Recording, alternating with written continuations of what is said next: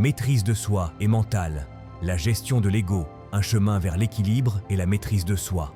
L'ego est une composante essentielle de la personnalité humaine. Il correspond à notre perception de nous-mêmes, à notre identité et à notre estime personnelle. Cependant, lorsqu'il devient trop dominant, l'ego peut devenir un frein à nos relations, à notre développement personnel et même à notre réussite professionnelle. La gestion de l'ego consiste donc à prendre conscience de cette partie de nous-mêmes, à l'accepter sans jugement et à apprendre à la tempérer pour agir avec lucidité et harmonie.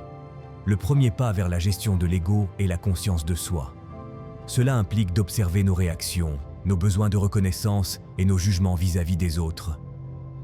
Un ego mal contrôlé peut se manifester par de l'arrogance, un besoin excessif d'approbation ou par l'incapacité à accepter la critique. En prenant du recul et en analysant ses comportements, il devient possible de discerner quand l'ego prend le dessus et d'agir pour éviter des conflits ou des décisions impulsives. Un autre aspect crucial est l'humilité. L'humilité ne signifie pas se dévaloriser, mais reconnaître ses limites, ses erreurs et être ouvert à l'apprentissage. Elle permet de créer des relations sincères et authentiques, basées sur le respect mutuel plutôt que sur le besoin de dominer ou d'impressionner. Une personne capable de gérer son ego sait écouter, accepter des points de vue différents et valoriser les contributions des autres sans se sentir menacée. La gestion de l'ego est également essentielle dans la résolution des conflits.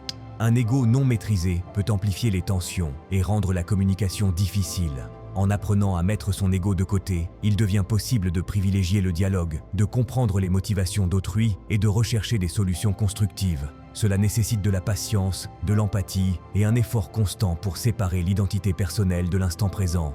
Enfin, gérer son ego est un levier puissant pour la croissance personnelle et professionnelle. Un ego équilibré favorise la confiance en soi sans tomber dans l'arrogance, la créativité sans la peur de l'échec et la collaboration sans la rivalité inutile.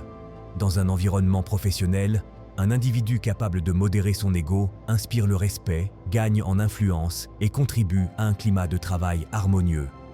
Conclusion. La gestion de l'ego n'est pas un processus ponctuel, mais un cheminement continu. Elle demande introspection, discipline et volonté de progresser. En apprenant à observer, tempérer et canaliser notre ego, nous gagnons en maturité émotionnelle, en sérénité et en capacité à interagir positivement avec le monde qui nous entoure. C'est un outil puissant pour construire des relations authentiques, prendre des décisions équilibrées et évoluer vers la meilleure version de soi-même.